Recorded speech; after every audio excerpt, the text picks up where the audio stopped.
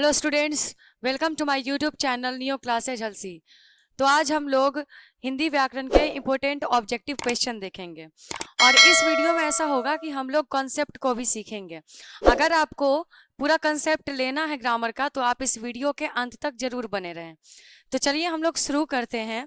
हमारा पहला क्वेश्चन है, जनता शब्द में प्रत्यय है। ठीक है, क्वेश्चन है कि जनता शब्द में प्रत्यय है। सबसे पहले हम आपको ये बता देना चाहते हैं कि प्रत्यय क्या होता है। तो वह शब्द खंड जो किसी शब्द के अंत में लगता है और अंत में लग करके उसका अर्थ क्या करता है, बदल देता है। वह शब्द खंड जो किसी के अंत में, किसी शब्द के अंत में लग करके उसके अर्थ को बदल देता है, उसे हम लोग क्या कहते हैं, प्रत्यय कहते हैं।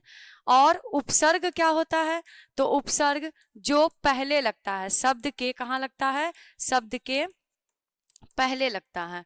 तो जो शब्द के पहले लग रहा होता है वो क्या होता है, उपसर्ग। और जो शब्द के अंत में लगता है उसको क्या बोलते हैं, प्रत्यय। तो कहा गया है आपसे कि जनता शब्द में प्रत्यय कौन है। तो जनता शब्द में ता प्रत्यय है, जो लास्ट में जो आ रहा होगा उच्चारण में वही हम लोग कहेंगे। तो जनता शब्द में कौन सा प्रत्यय है, ता प्रत्यय है। चलिए नेक्स्ट क्वेश्चन हम लोग देखते हैं। देहचोर शब्द में कौन सा समास है। सबसे पहले हम आपको ये बताना चाहते हैं कि अनेक शब्दों का एक हो जाना, दो या अधिक शब्दों का, दो या अधिक शब्दों का एक हो जाना, एक हो जाना क्या कहलाता है, समास कहलाता है। दो या अधिक शब्दों का एक हो जाना क्या कहलाता है, समास कहलाता है। तो आपसे क्वेश्चन में पूछा गया है देहचोर शब्द में कौन सा समास है।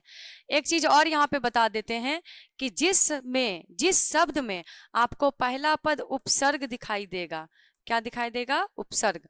आपको अगर शब्द में, अगर शुरुआती में अगर आपको उपसर्ग दिखाई देगा, शब्द के शुरुआत में अगर आपको उपसर्ग दिख गया तो आप क्या कहिएगा, अव्ययी भाव समास कहिएगा। द्विगु समास में होता है क्या, तो इसमें अगर आपको पहला पद संख्यावाची अगर दिख जाएगा, कौन क्या दिख जाएगा, संख्या। अगर आपको संख्या दिखाई दे जाएगा तो आप कहिएगा द्विगु। अगर आपको जोड़ा दिखेगा किसी चीज का, क्या दिखाई देगा, जोड़ा दिखाई देगा, तो आप कहिएगा क्या, द्वंद्व समास। और उसके बाद तत्पुरुष, तत्पुरुष में आपको कहीं ना कहीं कारक दिखाई देता है, कारक चिन्ह ये आपको दिखाई देता है। कारक चिन्ह का हालांकि लोप हो जाता है, लेकिन कारक आपको दिखाई दे रहा होता है किसमें, तत्पुरुष समास में। ये बस पहचानने का बस थोड़ा सा तरीका है, कंसेप्ट है बस पहचानने के लिए। तो आपसे कहा गया है देहचोर अर्थात देह को चुराने वाला, तो ये आपका चला जाता है किसमें, तत्पुरुष समास में। राइट आंसर हो जाएगा ऑप्शन नंबर डी।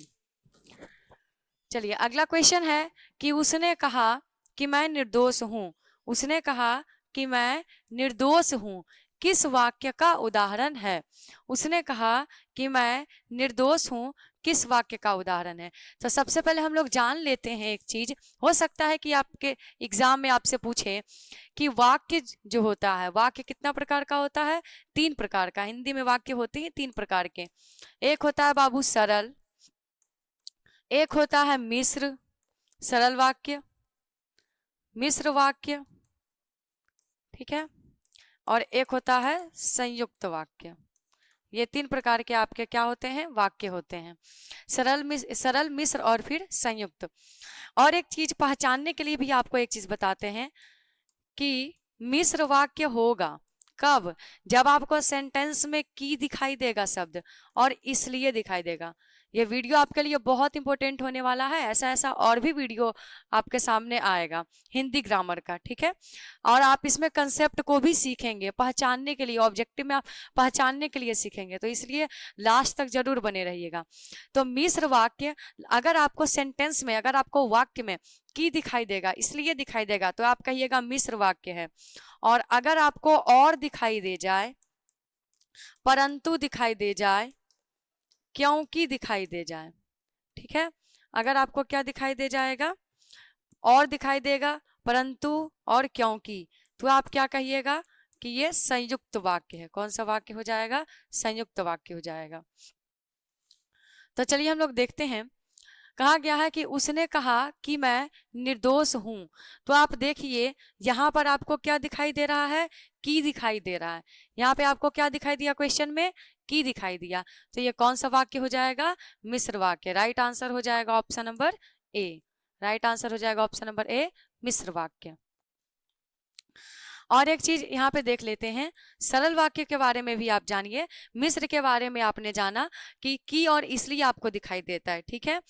संयुक्त के बारे में आपने क्या जाना, तो संयुक्त के बारे में कि आपको सेंटेंस में और, परंतु और क्योंकि दिखाई देता है, ठीक है। आप इतना चीज आप जान लिए।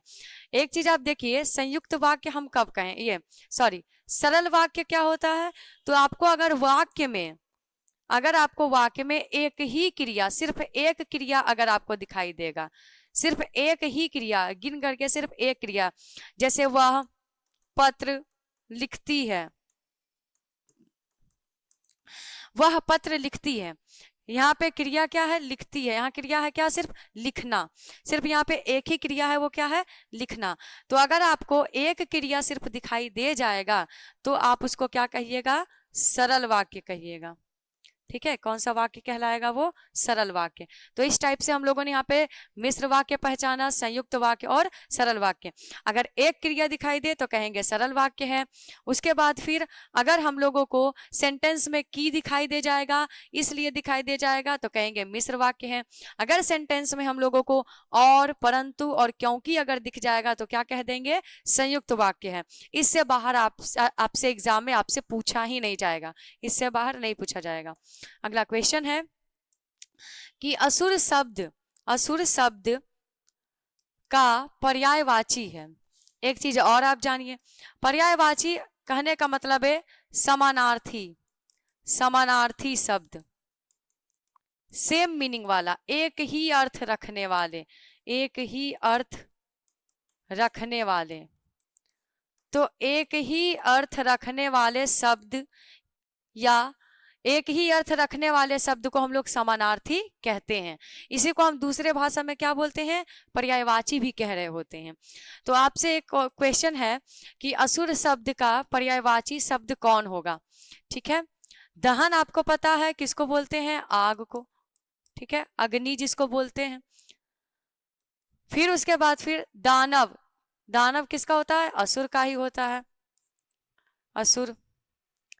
अच्युत विष्णु को कहा जाता है, आपको याद रखना है, ठीक है। और वासव जो है वो किसको कहा जाता है, इंद्र को कहा जाता है, ये आपको याद रखना है। तो दहन आग, दानव हो गया असुर, अच्युत हम लोग किसको बोलते हैं बाबू, विष्णु को बोलते हैं, वासव किसको बोलते हैं, इंद्र को बोलते हैं। तो आपसे पूछा गया असुर शब्द का पर्यायवाची है, कौन है, तो दानव है। इसको दैत्य भी कहते हैं, निशाचर भी कहते हैं, निशाचर, ठीक है। दैत्य हो गया, निशाचर हो गया। चलिए आगे बढ़ते हैं। पराजय शब्द में कौन सा उपसर्ग है, तो आपको अभी वीडियो के शुरुआती टाइम में ही यह कॉन्सेप्ट दिया गया था कि अगर वैसा शब्द ठीक है, वैसा शब्द खंड जो शब्द के पहले लगता है, शब्द खंड भी है और किसके पहले लगता है, शब्द के पहले लगता है, तो अगर पहले अगर लग रहा है तब वो क्या कहलाएगा बाबू, उपसर्ग कहलाएगा। तो कहा गया पराजय शब्द में कौन सा उपसर्ग है, तो इसमें परा उपसर्ग है। राइट आंसर हो जाएगा ऑप्शन नंबर बी, परा उपसर्ग। अगला क्वेश्चन है कि जिसके सिर पर चंद्रमा हो के लिए एक शब्द है। तो आपसे एग्जाम में अनेक शब्दों के बदले एक शब्द भी पूछा जाता है। अनेक शब्दों के बदले एक शब्द, कि जिसके सिर पर चंद्रमा हो उसको क्या बोलते हैं। तो देख लेते हैं यहाँ पर, अतिथि मतलब कि जिसके आने की तिथि निश्चित ना हो उसको क्या बोलते हैं हम लोग, अतिथि बोलते हैं। बहुज्ञ का मतलब होता है बहुत जानने वाला, ठीक है, बहुज्ञ का अर्थ। अनिवार्य जो अत्यंत आवश्यक हो, ठीक है, जो अत्यंत आवश्यक हो, अनिवार्य। चंद्रशेखर मतलब कि जिसके शिखर पर क्या हो, चंद्रमा हो। तो चंद्रशेखर जिसके सिर पे क्या हो, चंद्रमा हो। ऑप्शन नंबर हो जाएगा, राइट आंसर हो जाएगा डी। हम बोलते किसको हैं ये भी आपको याद रखना है, शिव को बोलते हैं। किसको बोलते हैं बाबू, शिव को। अच्छा, एक क्वेश्चन और आपसे प्रीवियस में पूछा हुआ है, प्रीवियस ईयर में आपसे क्वेश्चन पूछा हुआ था, पता है क्या, कि चंद्रशेखर शब्द में, ठीक है, चंद्रशेखर शब्द में समास कौन सा है, ये आपसे पूछा हुआ क्वेश्चन है। एग्जाम में ये क्वेश्चन आपसे पूछा हुआ है कि चंद्रशेखर शब्द में कौन सा समास है। तो वह शब्द जो किसी दूसरे के लिए आता है, जब कोई शब्द किसी दूसरे के लिए आता है, ठीक है, तो वो होता है बहुव्रीहि समास। कौन सा होता है, बहुव्रीहि समास। तो बहुव्रीहि समास क्या होता है, तो वैसे बहुव्रीहि समास में वो सारे शब्द आते हैं, ठीक है, जिसका उपयोग दूसरे के लिए किया जाता है। तो आप यहाँ पर देखिए, चंद्रशेखर किसको कहा गया है, शिव को कहा गया है। तो चंद्रशेखर में कौन सा समास होगा, बहुव्रीहि समास। ठीक है, ये प्रीवियस में पूछा हुआ है। अगला क्वेश्चन है, एक पंथ दो काज, एक पंथ दो काज मुहावरे का अर्थ क्या है। ठीक है, एक पंथ दो काज मुहावरे का अर्थ क्या है, अनेक कार्य करना, क्या करे क्या ना करे ये सोचना, या एक कार्य से दो लाभ होना, या अपना काम निकालना। तो एक पंथ दो काज का मतलब क्या होता है, एक कार्य से दो लाभ होना। राइट आंसर हो जाएगा ऑप्शन नंबर सी। अगला क्वेश्चन है कि आटा शब्द है, आटा शब्द है, कौन सा लिंग है, स्त्रीलिंग, पुल्लिंग, उभयलिंग। तो यहाँ पे आपको ऑप्शन में उभयलिंग दिख रहा होगा, ये नहीं होता। ठीक है, आपको ऑप्शन में उभयलिंग दिख रहा है, लेकिन आप जान लीजिए, आपको यहाँ पे जानकारी के लिए पता होना चाहिए कि जो हिंदी व्याकरण होता है, हिंदी व्याकरण, हिंदी व्याकरण में लिंग जो होता है वो दो प्रकार का ही होता है। आपसे एग्जाम में पूछा भी जा सकता है, लिंग कितने प्रकार के होते हैं, दो। एक होता है स्त्रीलिंग और एक होता है पुल्लिंग। उभयलिंग नहीं होता हिंदी व्याकरण में, स्त्रीलिंग और पुल्लिंग। तो आटा शब्द है। तो एक बात आप याद रखिएगा कि जितना भी द्रववाचक संज्ञा है, द्रववाचक संज्ञा, ठीक है, आटा, इसको हम अलग अलग करके गिन नहीं सकते, सिर्फ माप या तौल सकते हैं। ठीक है, तो जितना भी होता है द्रववाचक संज्ञा सब होता है क्या, पुल्लिंग, सारा का सारा होता है पुल्लिंग। सिर्फ एक चांदी ही है, इकलौता कौन है, चांदी है बाबू। तो चांदी ही स्त्रीलिंग है, इकलौता है ऐसा चांदी, चांदी सिर्फ ऐसा है जो क्या है, स्त्रीलिंग है। बाकी जितना भी द्रववाचक संज्ञा है सब क्या है, पुल्लिंग है। तो आटा जो है वो क्या हो जाएगा बाबू, पुल्लिंग हो जाएगा। राइट आंसर हो जाएगा ऑप्शन नंबर बी। सारा जो भी कंसेप्ट आपको दिया जा रहा है आप माइंड में याद रखिएगा, पूरा का पूरा व्याकरण ही, ठीक है, सब कंसेप्ट आपको याद रखना है और ऑब्जेक्टिव इसी टाइप से आपको क्या करना है, बनाना एग्जाम में।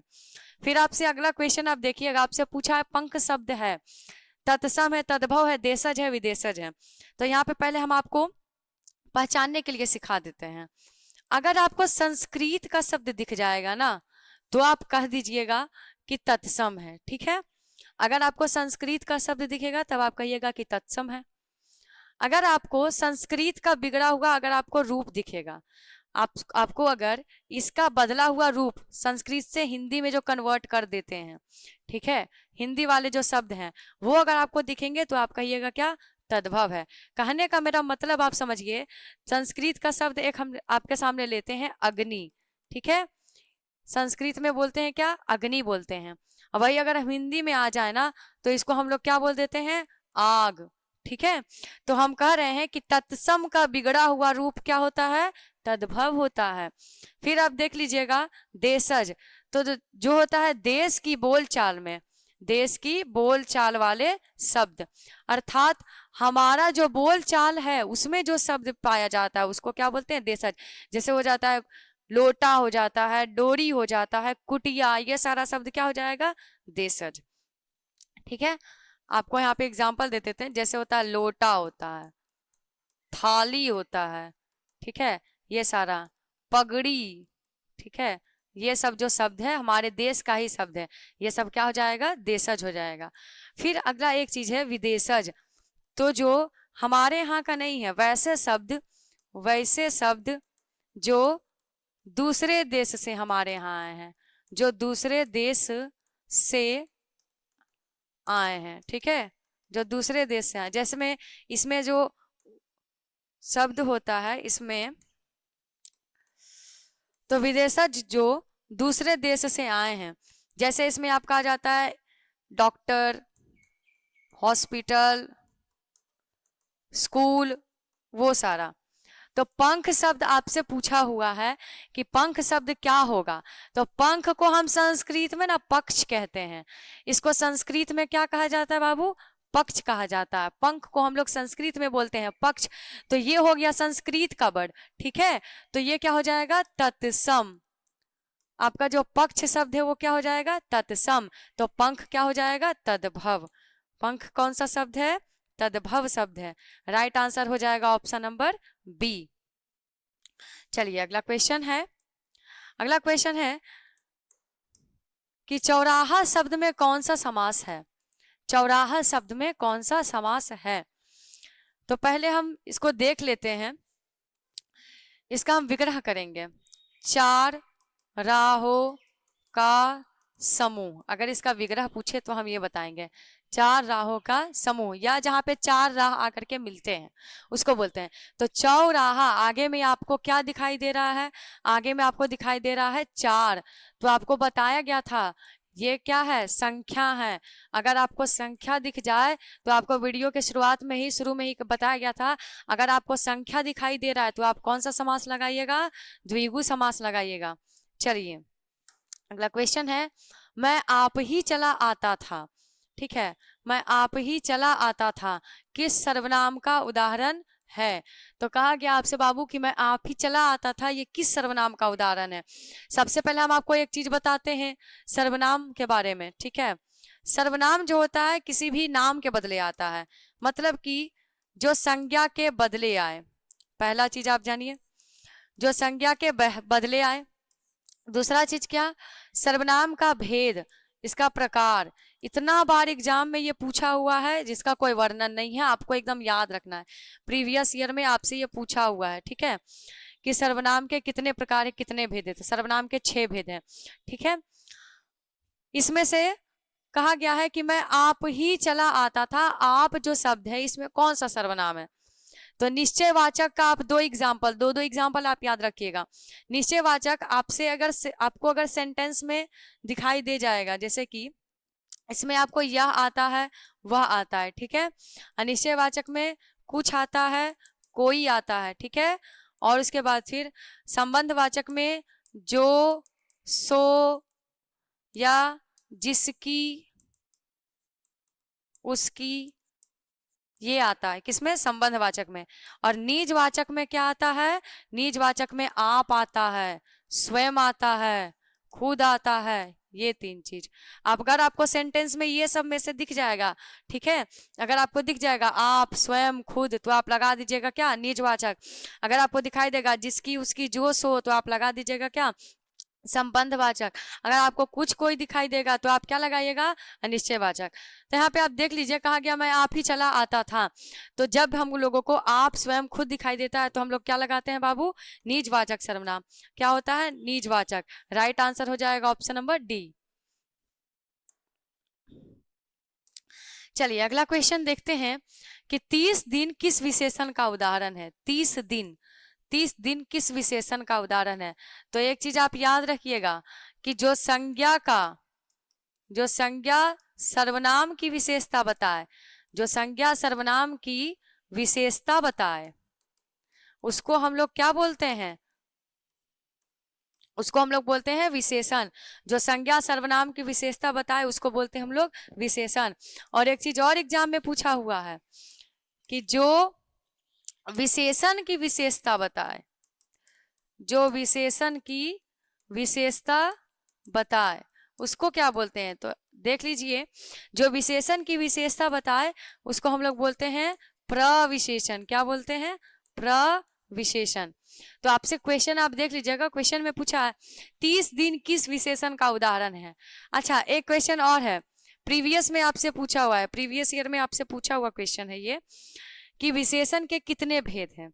तो विशेषण के कितने भेद हैं? 4। आपको इसका प्रकार आपको याद रखना है। विशेषण के कितने प्रकार होते हैं? 4 प्रकार होते हैं, 4 भेद होते हैं।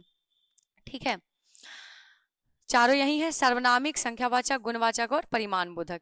ठीक है, तो 30 दिन संख्या पता चल रहा है हम लोगों को, तो राइट आंसर हो जाएगा ऑप्शन नंबर बी, संख्यावाचक। जब संख्या पता चल रहा है तो क्या हो जाएगा? संख्यावाचक। अगर गुण पता चलेगा तो क्या बोलेंगे? गुणवाचक। और अगर मात्रा का पता चलेगा तो क्या बोलेंगे? परिमाणवाचक। और अगर सर्वनामिक का बोलेंगे जब हम लोगों को संज्ञा के पहले यह वह दिखाई देगा, तब उसको हम क्या बोलेंगे? सार्वनामिक। जैसा में आप समझिएगा हम कहना क्या चाहते हैं। जैसे बोलेंगे कि यह गाय काली है, एक एग्जाम्पल के तौर पे आप देख लीजिए, यहाँ पे आपसे क्वेश्चन में कहा जाएगा कि यह गाय काली है, ऐसे यहाँ पे यह गाय है लिखा हुआ। ठीक है, तो गाय क्या है? संज्ञा है। संज्ञा के पहले आया कौन है? यहाँ पे जरा देखिएगा कि यहाँ पर गाय संज्ञा है, इसके पहले कौन आया है? यह आया है। तब यहाँ पर जो यह है, यह क्या कहलाएगा? सार्वनामिक विशेषण कहलाएगा। क्या कहलाएगा बाबू? सार्वनामिक विशेषण कहलाएगा। तो राइट आंसर हो जाएगा ऑप्शन नंबर बी। आपको साथ साथ हम जितना भी जो भी कंसेप्ट है, ठीक है, सारा कंसेप्ट हम आपको देते जा रहे हैं। आप कंसेप्ट को याद रखिएगा और एग्जाम में आप एकदम क्वेश्चन क्या करिएगा? सारा एकदम बना करके आइएगा, पूरा विश्वास है आप पे। चलिए हम लोग अगला क्वेश्चन देखते हैं। अगला क्वेश्चन है कि परिजन शब्द में उपसर्ग है। ठीक है, परिजन शब्द में उपसर्ग है, तो आपको बता दिया गया ना कि उपसर्ग जो है वो कहाँ लगता है? पहले लगता है, पहले आता है। तो परिजन शब्द में उपसर्ग है, प, परिज या परी या फिर प। तो परिजन में कौन सा उपसर्ग है? परि उपसर्ग है। राइट आंसर हो जाएगा ऑप्शन नंबर सी। कौन सा उपसर्ग है? परि उपसर्ग है।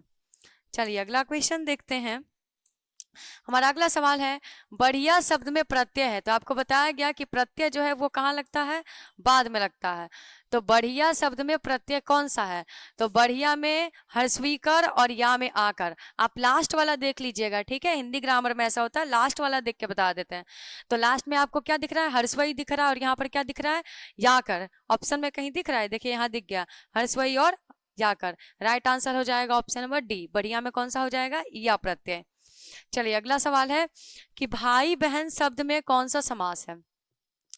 भाई बहन शब्द में कौन सा समास है? अच्छा, समाज के बारे में एक चीज और हम बताते हैं। ठीक है, अगर आपसे पूछेगा मुख्य रूप से समास कितने प्रकार के, तो आप कहिएगा 4 प्रकार के। मुख्यतः कितना? 4। और कुल समास का कितना भेद है? कुल अगर बोलेगा तो 6। ठीक है, कुल कितना होता है? 6 होता है, और मुख्यतः कितना होता है? 4 होता है। तो कहा गया भाई बहन शब्द में कौन सा समास है, ये भी प्रीवियस में पूछा हुआ था। ठीक है, तो योजक चिन्ह से जुड़ा हुआ है ना, यहाँ पे आप देखिए योजक चिन्ह यहाँ पे लगा हुआ है। तो अगर योजक चिन्ह है तो आप साफ को आपको पता चल जाएगा कि वहां पे जोड़ा दिखाई दे रहा है, 2 पद है, दोनों पद प्रधान है। जब दोनों पद प्रधान होता है तो क्या बोलते हैं? द्वंद्व समास। राइट आंसर हो जाएगा ऑप्शन नंबर बी। ठीक है, आपको एक चीज बता देते हैं, यहाँ पर आप देख लीजिएगा, अगर आपको दिखाई देगा पहला पद प्रधान, ठीक है, परिभाषा कभी पूछता है, कभी कभी एग्जाम में पूछ लेता है। तो अगर बोलेंगे पहला पद प्रधान, ठीक है, तो बोलेंगे क्या? अव्ययी भाव, अव्ययी भाव समास। ठीक है, कहेंगे अंतिम पद प्रधान, ठीक है, अंतिम पद प्रधान। परिभाषा आपको यहीं पे दे रहे हैं, आप देख लीजिए, एग्जाम में पूछ देता है कभी कभी। तो अंतिम पद प्रधान क्या हो जाएगा? तत्पुरुष समास। ठीक है, फिर हम कहेंगे आपसे कि दोनों पद प्रधान, कहेंगे क्या? दोनों पद प्रधान। कहा जाएगा आपसे कि दोनों पद प्रधान, तो हम कहेंगे द्वंद्व समास। कौन सा समास हो जाएगा? द्वंद्व समास। पहला पद प्रधान अव्यय भाव, अंतिम पद प्रधान हो जाएगा तत्पुरुष, दोनों पद प्रधान हो जाएगा क्या? द्वंद्व समास। और जिसका कोई पद ना हो प्रधान, जिसका कोई पद प्रधान ना हो,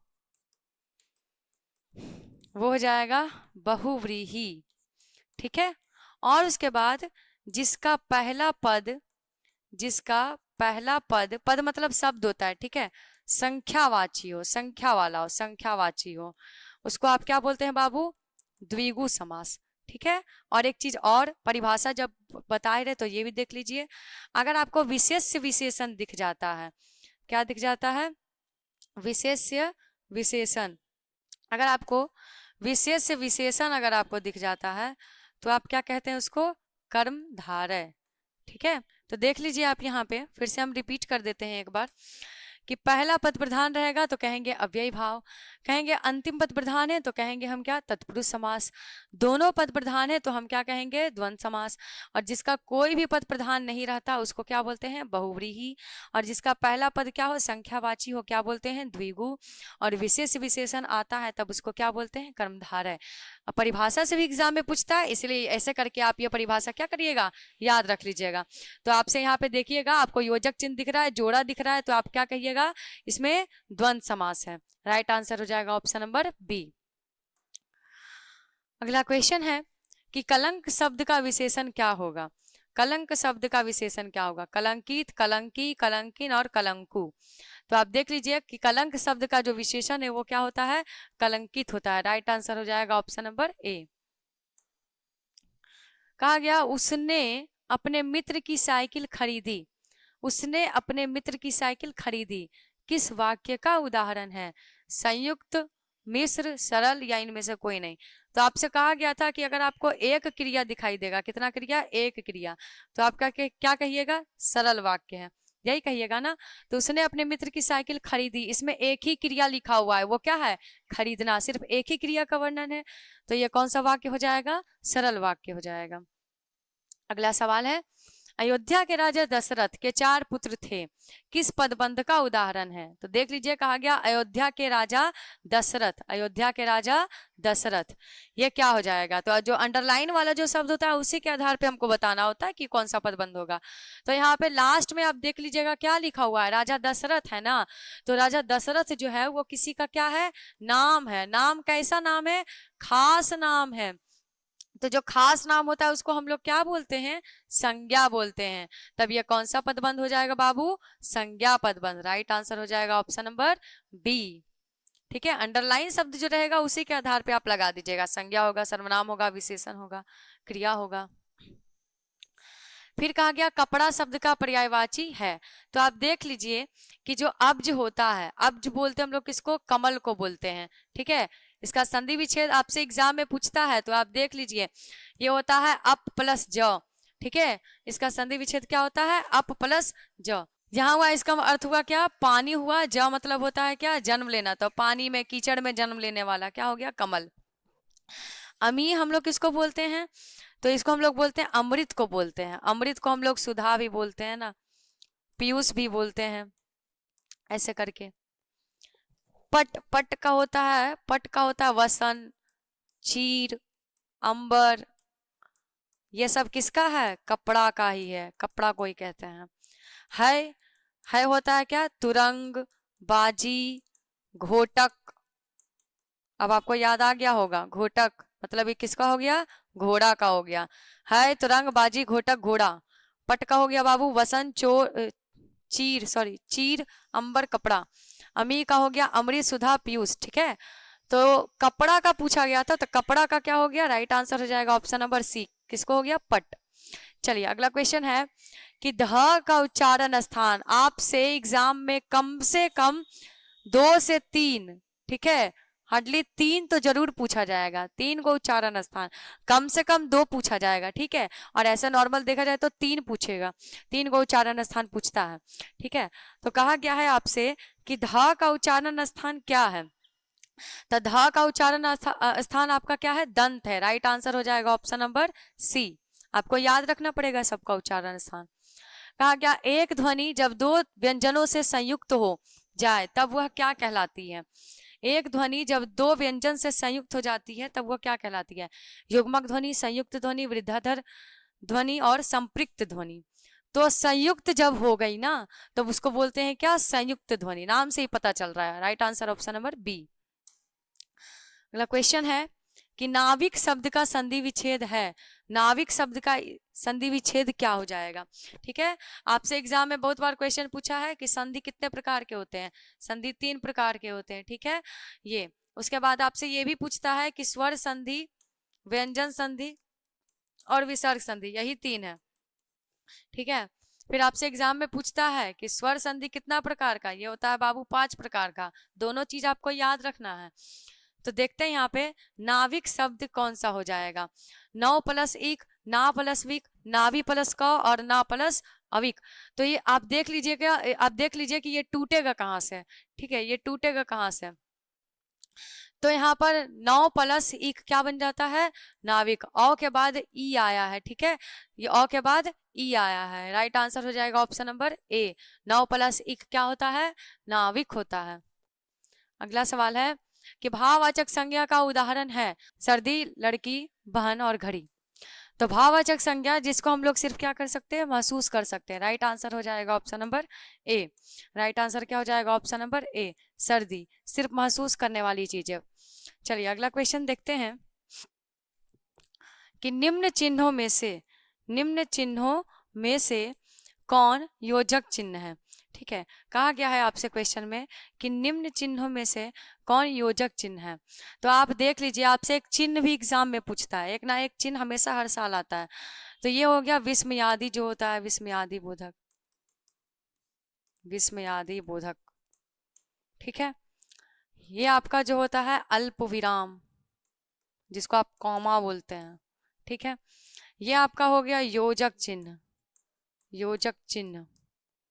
और ये आपका हो गया प्रश्नवाचक, प्रश्नवाचक। ठीक है, तो योजक चिन्ह कौन हो गया, ये राइट आंसर हो जाएगा ऑप्शन नंबर सी। कहा गया अक्टूबर शब्द कौन सी संज्ञा है। अक्टूबर शब्द जो है इसमें कौन सी संज्ञा है, जातिवाचक संज्ञा, भाववाचक संज्ञा, समूहवाचक संज्ञा और व्यक्तिवाचक संज्ञा। तो ये खास महीना का नाम है, खास नाम है।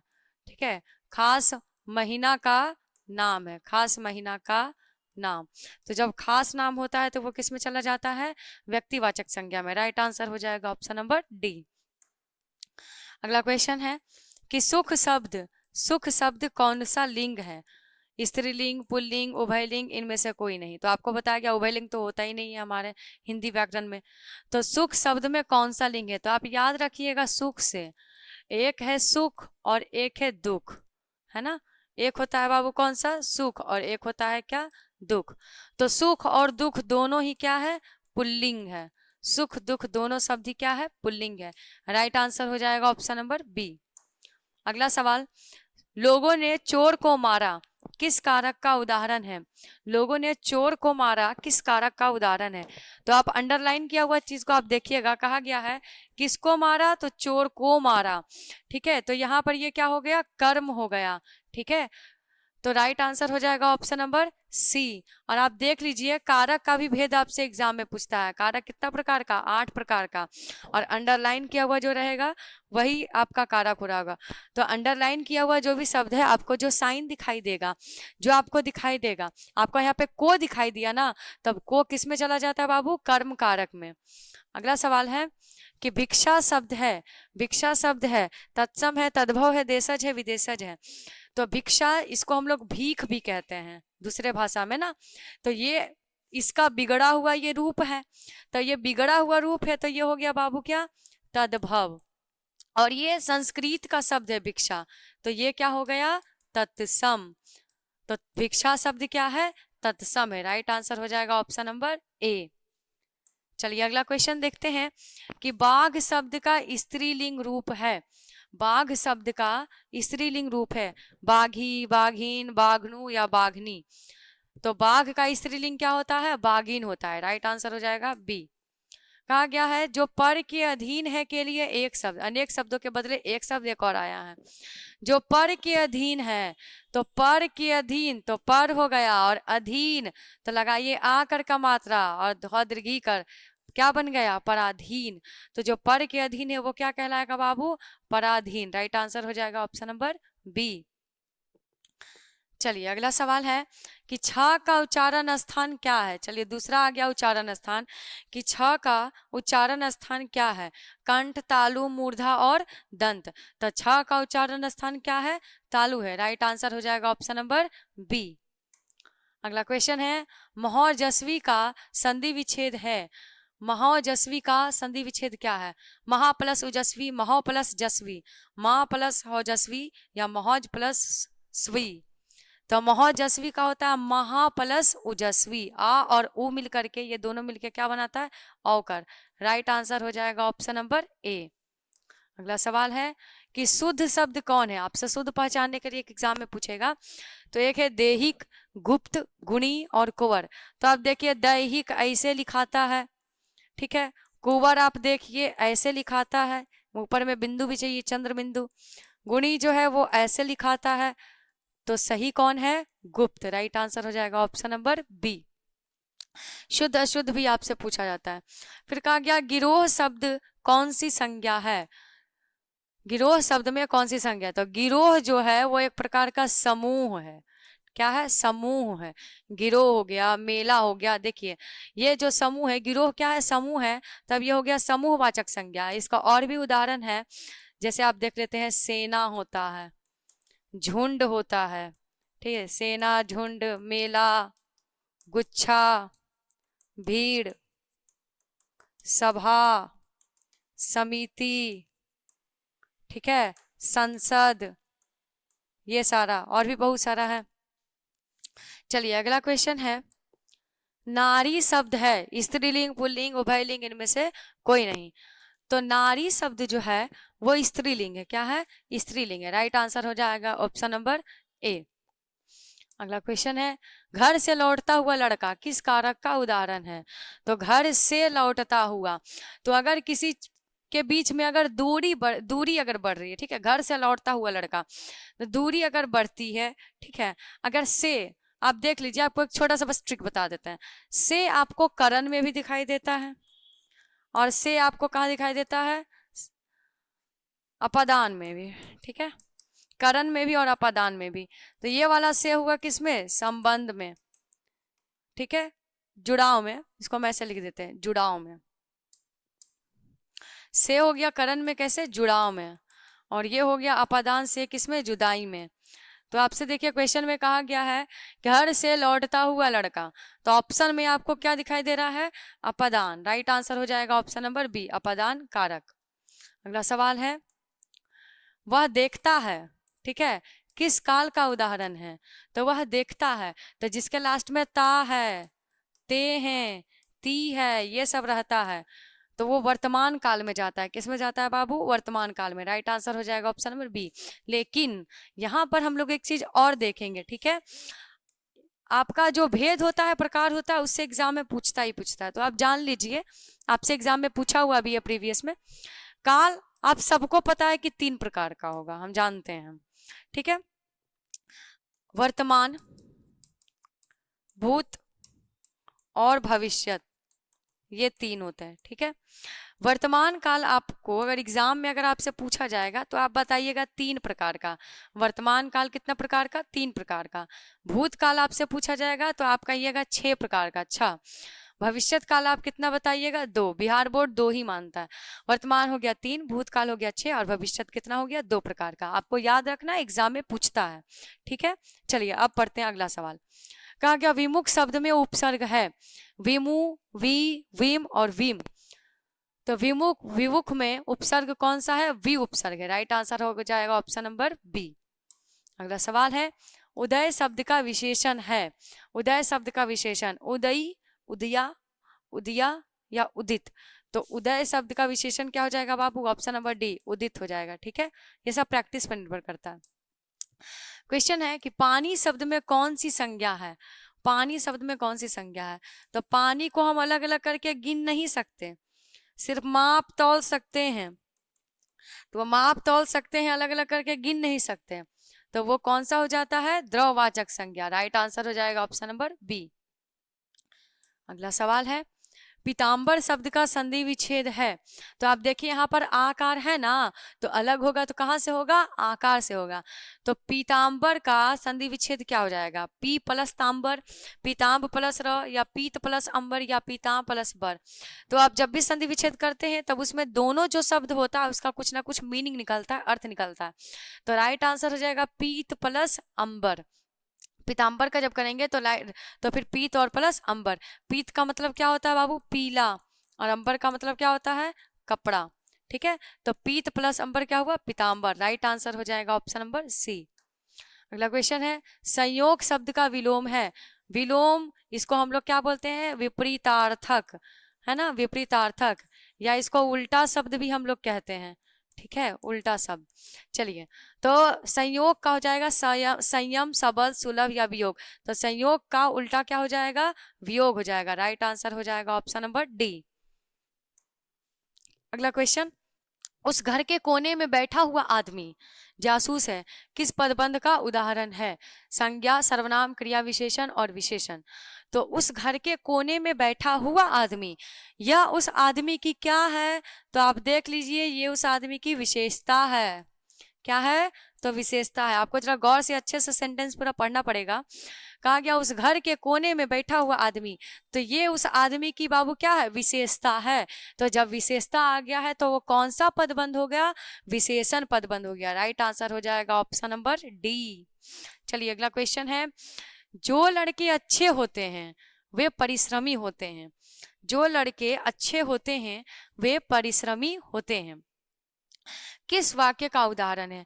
मिश्र, सरल, संयुक्त या इनमें से कोई नहीं। तो जो लड़के अच्छे होते हैं वे परिश्रमी होते हैं, आपका क्या हो जाएगा, मिश्र वाक्य। राइट आंसर हो जाएगा ऑप्शन नंबर ए। क्वेश्चन है, आंखें चार होना मुहावरे का क्या अर्थ है। नजर बचाना, आमने सामने होना, उदासीन हो जाना, धाक जमाना। तो आंखें चार होना अर्थात क्या होता है बाबू, आमने सामने होना। राइट आंसर हो जाएगा ऑप्शन नंबर बी। अगला सवाल है कि समान मतलब कि एक ही, उदर से जन्म लेने वाला, उसके लिए एक शब्द क्या है। मेघनाद, सव्यसाची, सहोदर, स्थानपत्र। तो समान उदर से जन्म लेने वाला, तो समान का हो जाएगा सह, साथ में, और उदर से जन्म लेने वाला, तो लास्ट में उदर, तो लगाएंगे उदर, तो लगाएंगे ओ कर की मात्रा। तो समान उदर से जन्म लेने वाला क्या कहलाया, सहोदर। राइट आंसर हो जाएगा ऑप्शन नंबर सी। अगला क्वेश्चन है कि वीर शब्द का विलोम क्या है। सरल, क्षुद्र, मिलन या कायर। तो वीर का उल्टा क्या हो जाता है, कायर। ऑप्शन नंबर डी, जिसको हम लोग डरपोक भी कहते हैं। अगला क्वेश्चन है, आकार, दीर्घई, दीर्घऊ, ये क्या है। तो नाम से ही पता चल रहा है ना कि ये दीर्घ स्वर है। इसको दूसरे भाषा में हम लोग इसको मूल स्वर भी कह रहे होते हैं। ठीक है, क्या बोलते हैं इसको हम लोग, मूल स्वर बोलते हैं। तो आकार, दीर्घई और फिर दीर्घऊ, ये सब दीर्घ स्वर है, इसको हम लोग मूल स्वर भी कहते हैं। अगला हमारा सवाल है, अंतिम सवाल है कि फ शब्द का उच्चारण स्थान क्या है। दंत, ओष्ठ, तालु और मूर्धा। तो फ का उच्चारण स्थान क्या है, ओष्ठ है। राइट आंसर हो जाएगा ऑप्शन नंबर बी। तो इस तरीके से आज हम लोगों ने कंसेप्ट के साथ, ठीक है, किसके साथ, कंसेप्ट के साथ, पूरा का पूरा जो ऑब्जेक्टिव जो क्वेश्चन था ग्रामर का, ठीक है, ग्रामर का क्वेश्चन, वो सारा कंप्लीट देख लिया।